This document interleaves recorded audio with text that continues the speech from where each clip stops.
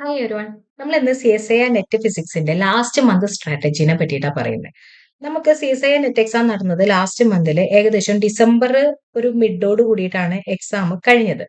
അപ്പൊ ഏകദേശം 6 months calculate ചെയ്യുകയാണെങ്കിൽ ഒരു ജൂൺ ഒരു ലാസ്റ്റ് വീക്ക് ഓർ സെക്കൻഡ് വീക്കിനോട് കൂടിയിട്ട് നമുക്ക് എക്സാം പ്രതീക്ഷിക്കാം. ഓക്കെ, ചിലപ്പോൾ മേ ബി ജൂലൈയിലാവാം. എനിത്തിങ് എന്ത് വന്നാലും നമ്മളൊരു 1 മന്ത് സ്ട്രാറ്റജി നമുക്കൊന്ന് നോക്കി നോക്കാം. ഓക്കെ, അപ്പൊ അതിന് ആദ്യം നമ്മൾ ചെയ്യേണ്ട ഒരു കാര്യം എന്ന് പറയുന്നത് ഒരു ഫോക്കസ് ഏരിയ നമ്മൾ ക്രിയേറ്റ് ചെയ്യണം. ഫോക്കസ് എങ്ങനെയൊക്കെയാ വെച്ചാൽ 3 ഡിവിഷൻ ആയിട്ടാണ് നമ്മൾ എടുക്കുന്നത്: റിവിഷൻ, പ്രാക്ടീസ്, അക്യുറസി. ഇതിപ്പോ ഒരുപാട് കേൾക്കുന്നുണ്ടാവും, നിങ്ങൾ പല പല രീതിയിലും നിങ്ങൾ ഈ ഒരു വേർഡുകൾ കേൾക്കുന്നുണ്ടാവും. സിസ്റ്റമാറ്റിക് ആയിട്ട് കൊണ്ടുവരണ്ടേ എന്നുള്ളത് മാത്രമേ നമുക്ക് നോക്കണ്ടു. സോ നമ്മൾ എന്താ ചെയ്യേണ്ടത് വെച്ചാൽ ഒരു റിവിഷൻ പ്ലാൻ എന്ന് പറയുമ്പോൾ ഏകദേശം 3 കാര്യങ്ങൾ ശ്രദ്ധിക്കണം. ഓക്കെ, ഞാനിവിടെ എഴുതുന്നത് ഒരു 3 ടൈംസ്, അതുപോലെ തന്നെ ഷോർട്ട് നോട്ട്സ്, അതുപോലെ ഷോർട്ട് നോട്ട്സ് ദെൻ ഹൈലൈറ്റ്. എന്താണ് ഇത് ഉദ്ദേശിക്കുന്നത് വെച്ചാൽ 3 ടൈംസ് നമ്മൾ റിവിഷൻ എന്ന് പറയുമ്പോൾ എപ്പോഴും മൈൻഡിലുള്ളത് ഒരു 3 വട്ടമെങ്കിലും നമ്മുടെ റിവിഷൻ കഴിഞ്ഞിരിക്കണം പരീക്ഷയ്ക്ക് മുമ്പ്. പിന്നെ നമ്മുടെ മൈൻഡിൽ ഷോർട്ട് നോട്ട്സ് ഉണ്ടായിരിക്കണം, പിന്നെ ഹൈലൈറ്റ് ചെയ്ത് കുറെ കാര്യങ്ങൾ ചെയ്യണം എന്നുള്ളതൊക്കെയാണ് മിക്ക ആളുകളുടെയും മനസ്സിൽ. അപ്പൊ ഈ 1 മന്ത് കൊണ്ട് ചിലപ്പോൾ പല കുട്ടികളും ഇപ്പൊ ഈ ലാസ്റ്റ് സമയമായിരിക്കും പഠിക്കാതിരിക്കുന്നുണ്ടാവുക. ഞാൻ പറയുന്നത് എന്താ വെച്ചാൽ ഇപ്പൊ പഠിച്ചുകൊണ്ടിരിക്കുന്ന ആളുകളായാലും ഇപ്പൊ ഒരു ഗ്യാപ്പ് വന്നിട്ടുണ്ടെങ്കിൽ എനിത്തിങ് എന്ത് വന്നാലും നിങ്ങൾ ഫിസിക്സിനെ സംബന്ധിച്ചിടത്തോളം 9 സബ്ജക്റ്റിൽ ഏതെങ്കിലും നിങ്ങൾക്ക് ഫേവർ ആയിട്ടുള്ള ഒരു 7ഓ 5ഓ 6ഓ എനിത്തിങ് നിങ്ങൾക്ക് പഠിച്ചെടുക്കാൻ പറ്റുന്നുള്ള ഏതെങ്കിലും 5 സബ്ജക്റ്റ്, നിങ്ങൾ പ്രീവിയസ് ഇയേഴ്സ് ഒന്നും നോക്കരുത്, നിങ്ങൾക്ക് പറ്റും എന്ന് തോന്നുന്ന ഏതെങ്കിലും 5ഓ 7ഓ സബ്ജക്റ്റുകൾ നമ്മൾ തിരഞ്ഞെടുക്കുക. അതായത് 9 പഠിച്ചു പോകണം എന്ന് ഞാൻ പറയുന്നില്ല. ഓക്കെ, അത് തിരഞ്ഞെടുത്തതിന് ശേഷം ആ 5ന്നായാലും 7ന്നായാലും നിങ്ങൾ എന്താ ചെയ്യുക വെച്ചാൽ ഷോർട്ട് നോട്ടുകൾ ഉണ്ടാക്കുക. ലോങ് നോട്ട് ഉണ്ടാക്കാൻ നമുക്ക് ടൈമില്ല. അപ്പൊ നമ്മൾ എന്താ ചെയ്യുന്നത് വെച്ചാൽ പഠിക്കുന്ന സമയത്ത് ഇപ്പൊ എന്തെങ്കിലും ഒരു ഇക്വേഷൻ, ഇപ്പൊ എക്സാമ്പിൾ സൂപ്പർ കണ്ടക്ടിവിറ്റി, അപ്പൊ അതിന്റെ ഇക്വേഷൻസ്, ഹോൾ ഇഫക്റ്റിന്റെ ഇക്വേഷൻ, ഇപ്പൊ മാഗ്നറ്റിസത്തിനെ പറ്റി പഠിക്കുകയാണെങ്കിൽ എന്താ ഫെറോമാഗ്നറ്റ്, ഡയമagnet, അതിന്റെ ബേസിക് ആയിട്ടുള്ള ഗ്രാഫുകള്, ബേസിക് ഇക്വേഷൻസ്, അങ്ങനെയുള്ള കാര്യങ്ങളൊക്കെ ഷോർട്ട് നോട്ടിൽ ഉൾപ്പെടുത്തുക. അതായത് നമ്മൾ പഠിച്ച കാര്യങ്ങളുടെ ഷോർട്ട് നോട്ട് നമ്മൾ ഉണ്ടാക്കി വെക്കുക. ഡെയിലി യൂസ് ചെയ്യുക, അതിനെ റിവൈസ് ചെയ്യുക. കണ്ടിന്യൂറ്റി ഞാൻ എടുത്ത് പറയാൻ കാരണം എന്താ വെച്ചാൽ ഇതിന്റെ യൂസ് എങ്ങനെയാ വെച്ചാൽ നിങ്ങളിപ്പോ ഈ പഠിച്ച 5 സബ്ജക്റ്റുകളുടെ പിന്നെ പ്രീവിയസ് ഇയേഴ്സ് എടുക്കുക.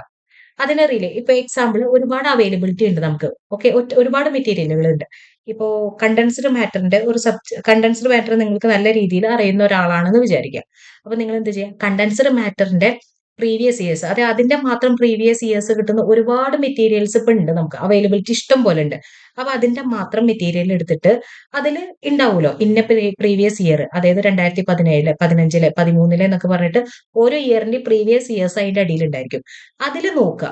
അതിൽ നോക്കുമ്പോൾ നിങ്ങൾക്ക് മനസ്സിലാവും കൺസിസ്റ്റന്റ് ആയിട്ട് ഏത് ഭാഗത്തു നിന്ന് കുറെ ടോപ്പിക്സ് വരുന്നത്, എവിടെ നിന്നാണ് വരാത്തത് എന്നുള്ളതൊക്കെ. അപ്പൊ വരുന്ന ഭാഗങ്ങൾ നിങ്ങൾ പഠിച്ച ഷോർട്ട് നോട്ടിൽ ഹൈലൈറ്റ് ചെയ്യുക. ഹൈലൈറ്റ് ചെയ്യുന്നത് വളരെ ഉപകാരം, കാരണം പ്രീവിയസ് ഇയേഴ്സിന്റെ നാച്ചർ ആണ് എപ്പോഴും കാണുക. അപ്പൊ എക്സാമ്പിൾ ഇപ്പൊ പറയുകയാണെങ്കിൽ നമ്മൾ തെർമൽ പ്രോപ്പർട്ടീസ് ഓഫ് സോളിഡ്സ് പഠിച്ചിട്ടുണ്ടാവും. പക്ഷെ എക്സാമിന് ചിലപ്പോൾ ഒരു കൊല്ലൊക്കെ പരീക്ഷയ്ക്ക് വന്നിട്ട് അപ്പൊ അത് അത്ര ഹൈലൈറ്റ് ചെയ്യേണ്ട ആവശ്യമില്ല. കാര്യം നമ്മുടെ ഷോർട്ട് നോട്ടിലുണ്ട്, പക്ഷെ ഹൈലൈറ്റ് ചെയ്യേണ്ട ടോപ്പിക്കുകൾ മാത്രം ഹൈലൈറ്റ് ചെയ്ത് പഠിക്കുക. എന്നിട്ട് ഇങ്ങനെ ഹൈലൈറ്റ് ചെയ്തിട്ട് ആ ടോപ്പിക്സിനെ പറ്റിയിട്ടും അതുപോലെ അതിന്റെ കാര്യങ്ങളൊക്കെ ഒരു 3 ടൈംസ് എങ്കിലും നമ്മൾ റിവിഷൻ കഴിഞ്ഞിരിക്കണം. എക്സാമിന് മുമ്പ് 3 ടൈംസ്. ഇതിപ്പോ ഞാൻ കണ്ടൻസ്ഡ് മാറ്ററിന്റെ മാത്രമേ പറഞ്ഞുള്ളൂ. ഇതുപോലെ ചില ആളുകൾക്ക് ന്യൂക്ലിയർ ഫിസിക്സ് ഇഷ്ടമായിരിക്കാം, ക്വാണ്ടം മെക്കാനിക്സ് ഇഷ്ടമായിരിക്കാം. അത് നിങ്ങളുടെ ഫേവർ സോൺ, ഏത് സബ്ജക്റ്റ് ആണ് വേണ്ടത് എന്നുള്ളത്, അത് ഇന്നതൊന്നും വേണമെന്ന് നിർബന്ധമില്ല. ആദ്യം നിങ്ങൾക്ക് ഇഷ്ടമുള്ള സബ്ജക്ട് പഠിച്ചിട്ട് അതിന്റെ ഷോർട്ട് നോട്ട് ഉണ്ടാക്കിയിട്ട് അതിൽ പ്രീവിയസ് ഇയർ നോക്കിയിട്ട് അതിലെ ടോപ്പിക്കുകൾ ഹൈലൈറ്റ് ചെയ്യുക. എന്നിട്ട് അത് 3 ടൈംസ് റിവൈസ് ചെയ്യുക. ഒരു 3 വട്ടെങ്കിലും നമ്മുടെ കഴിഞ്ഞിരിക്കണം. അതായത് ഈ പ്രൊസീജിയർ 3 വട്ടം. ആദ്യം ഒരു വട്ടം ഇതേ പ്രൊസീജിയർ കഴിഞ്ഞു, ഷോർട്ട് നോട്ട് പഠിച്ചു, ഹൈലൈറ്റ് ചെയ്തു കാര്യങ്ങൾ. എന്നിട്ട് ഈ ഹൈലൈറ്റ് ചെയ്ത ടോപ്പിക്കുകൾ ഒന്നും കൂടി പഠിക്കുക, ഒരു വട്ടം കൂടി പഠിക്കുക. അങ്ങനെ 3 ടൈംസ് ഓർ 4 ടൈംസ് നമ്മൾ പഠിച്ച കാര്യം നല്ല തയ്യാറാക്കുക. Okay, then practice. ഈ പ്രാക്ടീസ് എന്ന് പറയുമ്പോൾ ഒരു ലിമിറ്റഡ് ടൈമേ നമ്മുടെ കയ്യിലുള്ളൂ. അപ്പൊ ഈ ലിമിറ്റഡ് ടൈമിന്റെ ഉള്ളിൽ നമുക്ക് ചെയ്യാൻ പറ്റുന്ന കുറച്ച് കാര്യങ്ങൾ, ഒന്ന് ഫസ്റ്റ് തന്നെ ഞാൻ പറയാം, അവോയ്ഡ് ചെയ്യുക, ബുക്ക് അവോയ്ഡ് ചെയ്യണം. Avoid book. എപ്പോഴും റെഫറൻസ് ബുക്ക് കൊണ്ട് നടക്കരുത്. കാരണം ഈ പ്രാക്ടീസ് സമയത്ത് നമ്മൾ റെഫറൻസ് ബുക്ക് വെച്ച് പഠിക്കാൻ നിന്ന് കഴിഞ്ഞാൽ എവിടെ എത്താത്ത പോലെ ആയിരിക്കും. കാരണം എന്താ വെച്ചാൽ അതൊരു വാസ്റ്റ് ആയിട്ടായിരിക്കും തിയറി ഒക്കെ കിടക്കുന്നുണ്ടാവുക. അപ്പൊ നമ്മൾക്ക് ഒന്നും കൂടി കൺഫ്യൂസഡ് ആയിരിക്കും, കാരണം നമ്മൾ ഓൾറെഡി ഷോർട്ട് നോട്ട് ഒക്കെ ഉണ്ടാക്കി വെച്ചിട്ടുണ്ട്. അപ്പോൾ ഈ ഷോർട്ട് നോട്ട് ഉണ്ടാക്കുന്ന സമയത്തോ ഹൈലൈറ്റ് ചെയ്യുന്ന സമയത്തോ ഒക്കെ നിങ്ങൾ ബുക്സ് യൂസ് ചെയ്യുക. പക്ഷെ പ്രാക്ടീസ് സമയത്ത് നിങ്ങൾ ഒരിക്കലും റെഫറൻസ് ബുക്ക് യൂസ് ചെയ്യരുത്. ആദ്യം അത് ഒഴിവാക്കുക. രണ്ടാമത് എന്താ വെച്ചാൽ ടെസ്റ്റ് സീരീസുകൾ ഒരുപാട് എടുക്കുക. ടെസ്റ്റ് സീരീസുകൾ എന്ന് പറയുമ്പോൾ എന്താ വെച്ചാൽ അവൈലബിലിറ്റി ഒരുപാടുള്ള സാഹചര്യം ഇപ്പൊ സോഷ്യൽ മീഡിയാസിലൊക്കെ ഉണ്ട്. സോ ഇപ്പൊ ഒരുപാട് സ്ഥലങ്ങളിൽ നമുക്ക് എന്ത് കിട്ടുന്നുണ്ട്, ടെസ്റ്റ് സീരീസ് കിട്ടുന്നുണ്ട്. അപ്പൊ ആ അവൈലബിലിറ്റി നോക്കിയിട്ട് നമുക്ക് വാങ്ങാത്ത ബുക്കുകൾ കിട്ടുന്നുണ്ട്. ഒരുപാട് MSQ ടൈപ്പ് ചോദ്യങ്ങളൊക്കെ ഉള്ള ബുക്സ് കാര്യങ്ങളൊക്കെ ഉണ്ട്. അപ്പൊ ഇങ്ങനെയുള്ള ടെസ്റ്റ് സീരീസുകൾ ഈ പ്രാക്ടീസ് സമയത്ത് യൂസ് ചെയ്യുക. കാരണം എന്താ വെച്ചാൽ എക്സാമിന്റെ ഒരു പാറ്റേൺ മനസ്സിലാക്കാൻ വേണ്ടിയിട്ട്. ഇപ്പൊ എല്ലാവരും പറഞ്ഞു കേട്ടിട്ടുണ്ട് 3 പാറ്റേൺ ആണ്, ഇങ്ങനെയാണ് അങ്ങനെയാണ്. ഞാനിപ്പോ എക്സാമ്പിൾ ഒന്ന് പറഞ്ഞുതരാം. 3 പാർട്ടുകളാണ്. Part A, part B, part C, ഇങ്ങനെ 3 ഡിവിഷൻ. അപ്പൊ പാർട്ട് എ എന്ന് പറയുമ്പോൾ ഏകദേശം 15 ചോദ്യങ്ങളാണ് നമ്മൾ ചെയ്യുക. 2 മാർക്കിന് 30 മാർക്ക് കിട്ടും. അതുപോലെ തന്നെ 20 ക്വസ്റ്റ്യൻസ് ആണ് നമ്മൾ പാർട്ട് ബി എന്ന് ചെയ്യുക. 3.5 മാർക്കാണ്, ഏകദേശം 70 ചോദ്യം മാർക്ക് കിട്ടും നമുക്ക്. പിന്നെ അതുപോലെ ഇവിടെ അത് 20 ക്വസ്റ്റ്യനാ ചെയ്യുക. 5 മാർക്കിന് 100 മാർക്ക്. 5 മാർക്കാണ് ഓരോ ക്വസ്റ്റ്യനും 100. അങ്ങനെ 200-ലാണ് ഫിസിക്സ് എക്സാം. ഫിസിക്സ് പറഞ്ഞാൽ CSI നെറ്റ് ഫിസിക്സിന്റെ കാര്യമാണ് ഞാൻ പറയുന്നത്. സോ ഈ 15 ക്വസ്റ്റ്യൻസ് പാർട്ട് എന്ന് കിട്ടി. പറയുമ്പോൾ എളുപ്പമാണ്. പാർട്ട് ബിയിൽ ഇത്ര ക്വസ്റ്റ്യൻ, പാർട്ട് സിയിൽ ഇത്ര. പക്ഷെ എന്താ വെച്ചാൽ ഇത്രയും ക്വസ്റ്റ്യൻസ് ചെയ്യാനുള്ള കാപ്പബിലിറ്റി നമുക്ക് വരണമെങ്കിൽ ഈ ടെസ്റ്റ് സീരീസ് തന്നെ പറ്റുള്ളൂ. കാരണം പാർട്ട് ബിയിൽ ഏത് ടൈപ്പ് ചോദ്യങ്ങളാണ് വരുന്നത്, അതായത് എങ്ങനത്തെ നേച്ചർ ആണ് വരുന്നത്. പാർട്ട് സിയിൽ ടഫ് ആണോ, കാരണം 5 മാർക്കിന്റെ ചോദ്യങ്ങളാണ്. അതിൽ ഏതൊക്കെ സബ്ജക്റ്റ് ആണ്, അതായത് സിലബസിൽ പാർട്ട് സിക്ക് മാത്രമായിട്ട് ചില ടോപ്പിക് ഉണ്ട്, പാർട്ട് ബിക്ക് മാത്രമായിട്ട് ചില ടോപ്പിക്സ് ഉണ്ട്. അപ്പൊ അതൊക്കെ മനസ്സിലാവണമെങ്കിൽ നമ്മൾ ടെസ്റ്റ് സീരീസ് പഠിച്ചാലേ ചെയ്യാൻ പറ്റുള്ളൂ. അതുപോലെ തന്നെ 3 മണിക്കൂറിന്റെ ഉള്ളിൽ നമുക്കത് ഒരു 10-15 ക്വസ്റ്റ്യൻ എങ്കിലും ചെയ്യാൻ പറ്റണം. അപ്പൊ അതിനുള്ള പ്രാക്ടീസ് ഒക്കെ നമുക്ക് എവിടെ നിന്ന് കിട്ടുള്ളൂ, ടെസ്റ്റ് സീരീസിനെ കിട്ടുള്ളൂ കേട്ടോ. അപ്പൊ ടെസ്റ്റ് സീരീസ് നോക്കുക. പിന്നെ പ്രാക്ടീസ് ചെയ്യുക. PYQs മസ്റ്റ് ആയിട്ട് പ്രാക്ടീസ് ചെയ്യുക. ഒരു 2013-14 ആ കാലഘട്ടം തുടങ്ങിയാലും കുഴപ്പമില്ല. മാക്സിമം കുറച്ച് നേരത്തെ ഒരു 2017 മുതലെങ്കിലും നിങ്ങൾ സ്റ്റാർട്ട് ചെയ്യേണ്ടത്. 2017 മുതലോ ഉള്ള പ്രീവിയസ് ഇയേഴ്സ് നമ്മൾ മസ്റ്റ് ആയിട്ട് വർക്ക് ചെയ്യണം. അത് ഈ സമയത്ത് നമ്മൾ റിവിഷൻ സമയത്തൊക്കെ നമ്മൾ പ്രീവിയസ് ഇയേഴ്സ് ടോപ്പിക്കുകളാക്കിയിട്ട് എടുക്കുക. അതായത് ഈ റിവിഷനിൽ ഞാൻ പറഞ്ഞല്ലോ, കണ്ടൻസർ മാറ്റർ ആണെങ്കിൽ കണ്ടൻസർ മാറ്ററിന്റെ മാത്രം PYQs പഠിക്കുക. അതുപോലെ തന്നെ സോളിഡ് സ്റ്റേറ്റ് ന്യൂക്ലിയർ ഫിസിക്സ് ആണെങ്കിൽ ന്യൂക്ലിയർ ഫിസിക്സിന്റെ മാത്രം പഠിക്കുക. അങ്ങനെ ഈ പ്രാക്ടീസിന്റെ സമയത്ത് നമ്മൾ എന്താ വെച്ചാൽ പ്രീവിയസ് ഇയർ എടുക്കുക. പ്രീവിയസ് ഇയർ അതാ ഞാൻ പറയുന്നത്. ഒരു 2017 ക്വസ്റ്റ്യൻ പേപ്പർ എടുക്കുക. നമ്മൾ 2017 ക്വസ്റ്റ്യൻ പേപ്പർ എടുത്തിട്ട് നമ്മൾ സോൾവ് ചെയ്യുന്ന സമയത്ത് നമുക്ക് ആ ക്വസ്റ്റ്യൻ പേപ്പറിന്റെ മൊത്തം അനാലിസിസ് കിട്ടുകയാണ്. ഓക്കെ, ഇങ്ങനെയാണ്.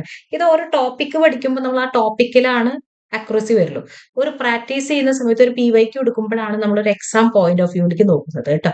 അപ്പൊ മാക്സിമം പ്രീവിയസ് ഇയേഴ്സ് നടക്കുക.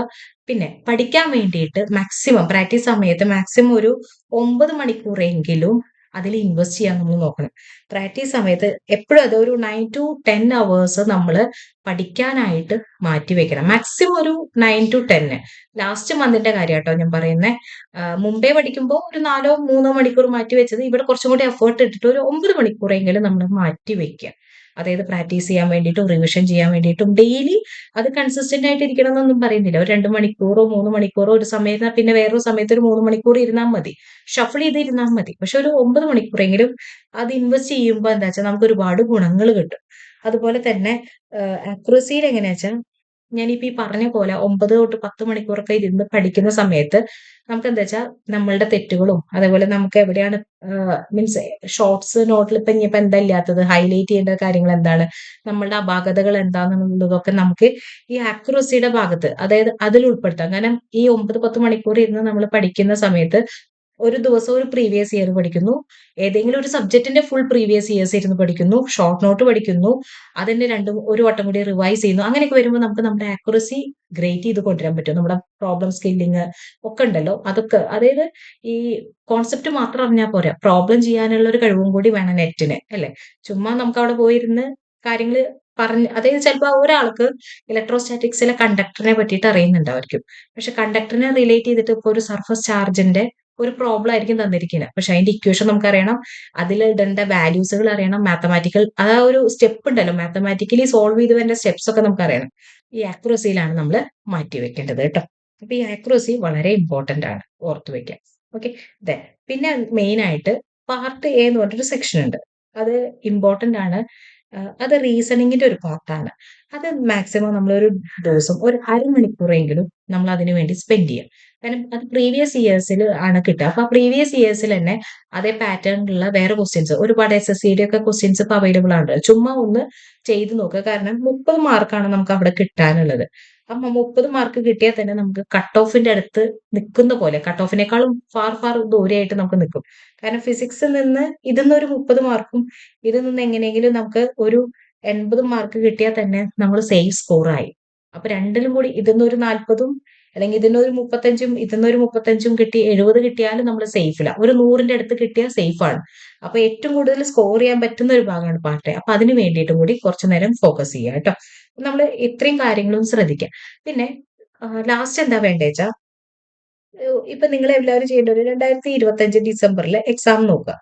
എക്സാം നോക്കുമ്പോൾ അതിന്റെ ഒരു കട്ട് ഓഫ് നമുക്കറിയാം. അപ്പോ ഡിസംബറിലെ എക്സാമിന്റെ കട്ട് ഓഫ്, അതുപോലെ 2025 ജൂണിന്റെ കട്ട് ഓഫ് നോക്കുക. അപ്പോ ആ കട്ട് ഓഫിനനുസരിച്ച് നിങ്ങൾക്ക് മനസ്സിലാവും എത്ര മാർക്ക് വേണം എന്നുള്ളത്. അപ്പൊ നമ്മൾ എന്താ ചെയ്യണേ വെച്ചാൽ ആ മാർക്കിലേക്ക് എത്താൻ വേണ്ടിയിട്ടുള്ള സബ്ജക്റ്റുകൾ നമ്മൾ തിരഞ്ഞെടുക്കുക ചെയ്യേണ്ടേ. ഇപ്പൊ എക്സാമ്പിൾ പറയുകയാണെങ്കിൽ ഒന്നും കൂടി ഈ ഒരു ഭാഗങ്ങളിലൊക്കെ എത്തിയിട്ട് ഏകദേശം ഒരു പഠിച്ച് ഏകദേശം വക്കിൽ നിൽക്കുന്ന സമയമാണെങ്കിൽ നിങ്ങൾ എന്താ വെച്ചാൽ കട്ട് ഓഫ് നോക്കിയിട്ട് സബ്ജക്റ്റുകളിൽ നിന്ന്, അതായത് നിങ്ങൾ എന്താ ചെയ്യേണ്ടത് വെച്ചാൽ കട്ട് ഓഫ് ആദ്യം മനസ്സിലാക്കുക. അതുപോലെ ഒരു പ്രീവിയസ് ഇയേഴ്സ് നോക്കിയിട്ട് EMTന്ന് എത്ര ചോദ്യങ്ങൾ വന്നു ഇന്ന കൊല്ലം, അതായത് 2025 ഡിസംബറിൽ ഇത്രയാണ്, 2025 ജൂണിൽ ഇത്രയായിരിക്കും, ക്വാണ്ടം മെക്കാനിക്സിന് ഇത്ര വന്നു, മാത്തമാറ്റിക്കലിന് ഇത്ര വന്നു എന്നുള്ളത് ഒരു ഐഡിയ ഉണ്ടാക്കുക. എന്നിട്ട് അതിനനുസരിച്ച് നിങ്ങൾ പഠിച്ച 5 സബ്ജക്ട് അല്ലെങ്കിൽ 7 സബ്ജക്റ്റിൽ ആ സബ്ജക്റ്റുകൾ ഉണ്ടോ നോക്കുക. അതൊന്നും കൂടി ആക്യുറസി ചെയ്യുക കേട്ടോ. അത് ഇമ്പോർട്ടന്റ് ആയിട്ടുള്ള കാര്യം. നമ്പർ ഓഫ് ക്വസ്റ്റ്യൻസ് നോക്കിയിട്ട് അതിന്റെ ടോപ്പിക്സ് ഉണ്ടാവും. നമ്പർ ഓഫ് ക്വസ്റ്റ്യൻസ് നോക്കുക. നിങ്ങൾ പഠിച്ച ടോപ്പിക്, അതായത് ഇപ്പൊ സപ്പോസ് ഇപ്പൊ ഞാൻ EMT പഠിച്ചു. EMT എനിക്കറിയാവുന്ന ഒരു കാര്യമാണ്. ക്വാണ്ടം മെക്കാനിക്സ് ഞാൻ പഠിച്ചില്ല എന്ന് വിചാരിക്കാം.